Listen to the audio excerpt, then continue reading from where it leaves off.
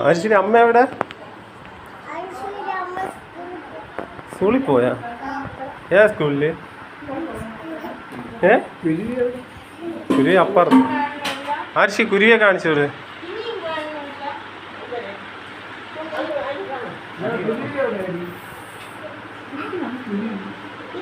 ആ ഇരിക്കേ.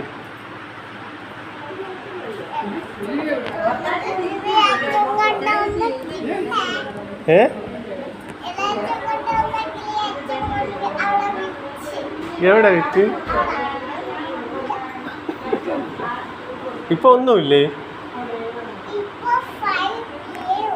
5 അത്രയേ ഉള്ളൂ. മുമ്പ് എത്ര ഉണ്ടായിരുന്നു?